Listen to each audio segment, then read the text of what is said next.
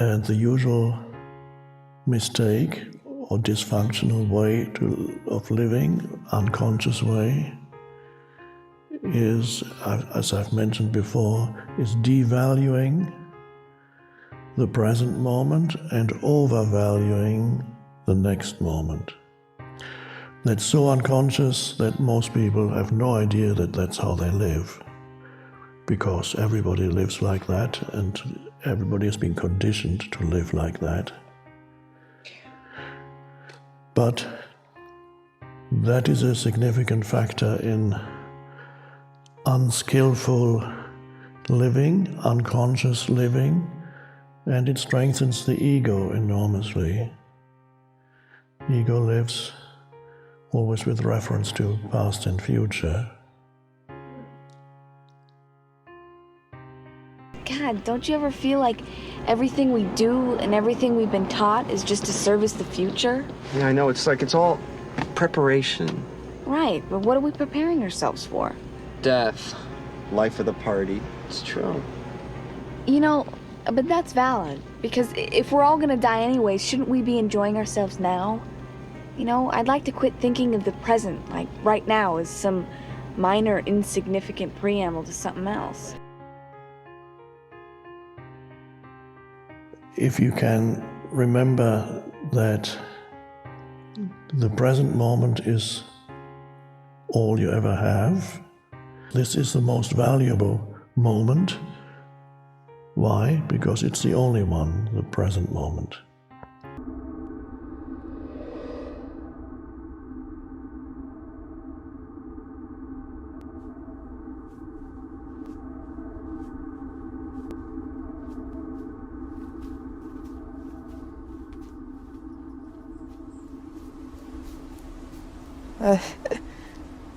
What are you doing? Watching the sun. Yeah? Why are you watching the sun? I've always wondered why people say we shouldn't stare at this powerful source of energy. It made me curious. What if you go blind? I never heard of anyone going blind from staring at the sun. Guess you got a point there. Have you seen anything yet? Many things. Like what? See for yourself. You should turn off the phone.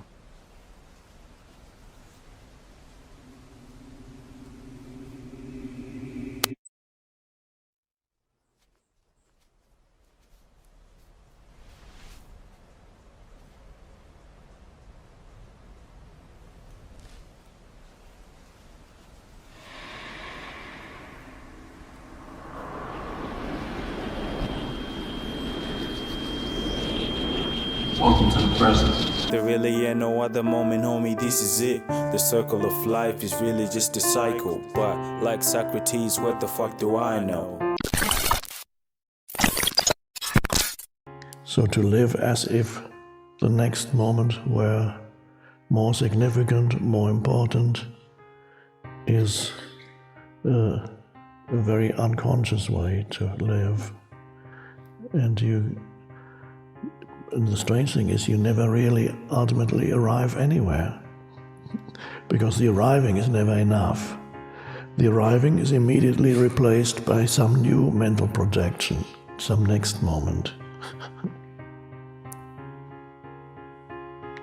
Even on a big scale, often people experience that, some huge success that they've been striving for years, and finally it comes, and then they sit there in their big house. Often it goes with success, or whatever, or their private jet. And it feels good for a while, especially if you invite other people who don't have private jets. Then it feels even better, because it enhances your fictitious sense of self. But after a while, even that wears off. So you have arrived, you've made it, that's the English expression, I made it. Made what? Well, in case you don't know that English expression, it means I have succeeded in my endeavors. I made it. Idiomatic expression, strange one. So the world is full of people who want to make it. And when they make it, there's a brief moment of satisfaction, that's the arriving. And then they go, okay, now what? You know what I'm realizing? My life is just gonna go like that. This series of milestones. Getting married, having kids, getting divorced. The time that we thought you were dyslexic, when I taught you how to ride a bike. Getting divorced again, getting my master's degree, finally getting the job I wanted. Sending Samantha off to college, sending you off to college. You know what's next? Huh? It's my fucking funeral!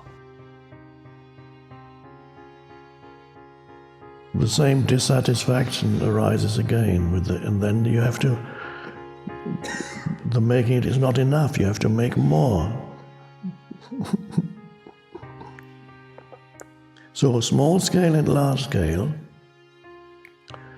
just this little thing, give your fullest attention to this moment, because it's not true that the next moment is more significant, because it never comes.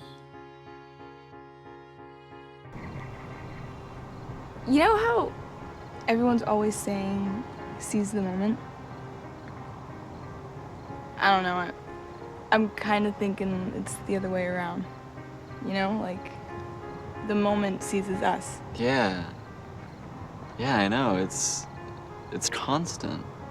The moments, it's just, it's like it's always right now, you know? Yeah.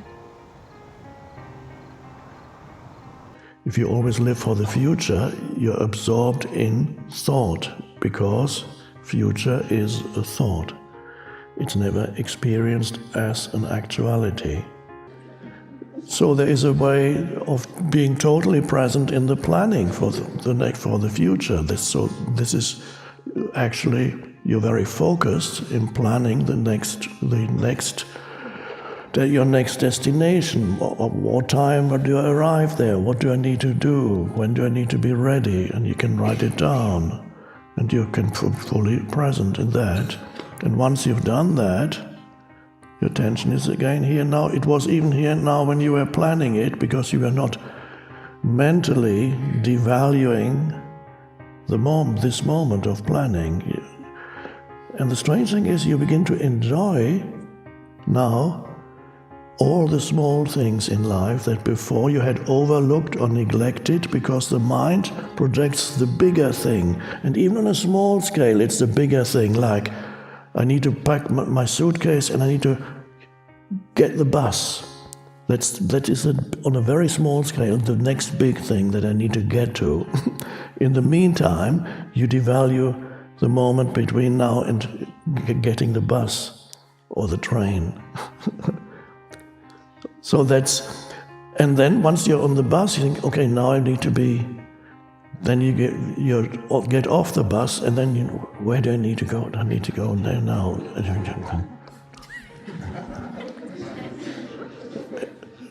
And then you arrive there, but of course that's only very temporary relief, because now you need to go somewhere else.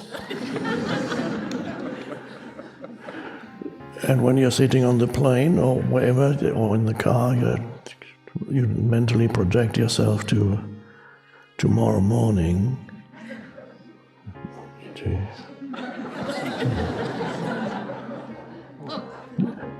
There's always a more important moment, and it's in the future. Now, what you neglect then, and what you continuously overlook, is all the small things that actually make up a vast percentage of your life. Is all the little things that before are relegated to the periphery of your life. What are those little things? Well, whatever, for example, things that you handle in your life, things that you pick up and put there, and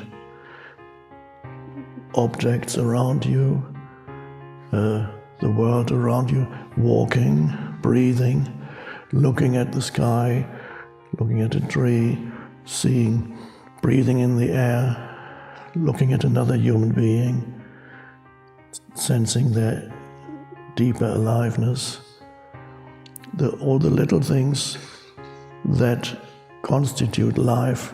Even if you are a so-called VIP in the eyes of the world, which is pretty meaningless, it's just a narrative, and you go from one significant thing to another, but all the steps that you take, even if you get picked up in a limo, as I sometimes do when I go for a talk, the organizers send a limo. Well, a car big, with plenty of room in the back, that's a limo, and you can stretch your legs. So then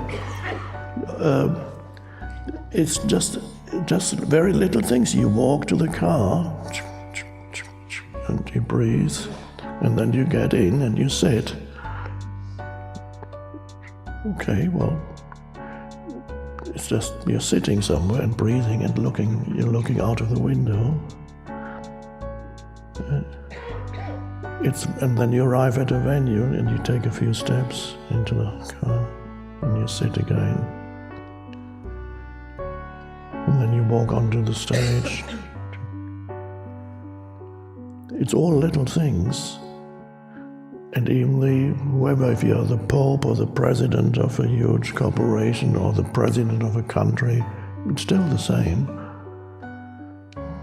Life consists of small things.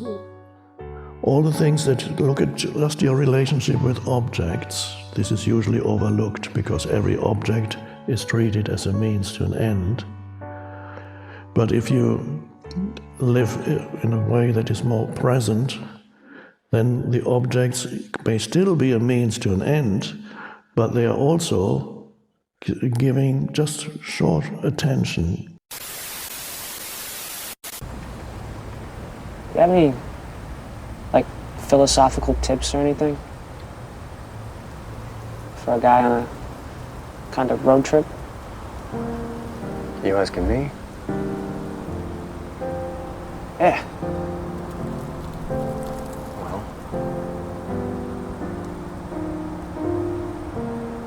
past is gone. I know that. Future isn't here yet, whatever it's going to be. So, all there is this, the present.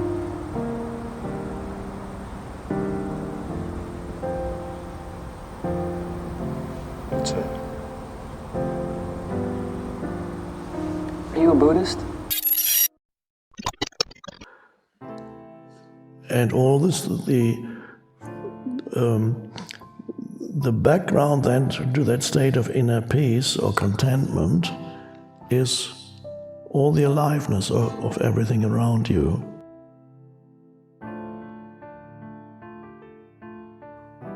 The present moment in its richness that is usually overlooked because you're looking for something more significant.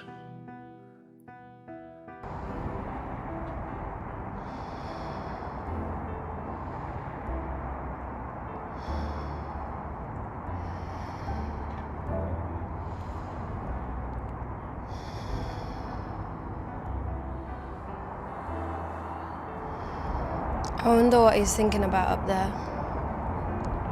Or if he's even thinking at all.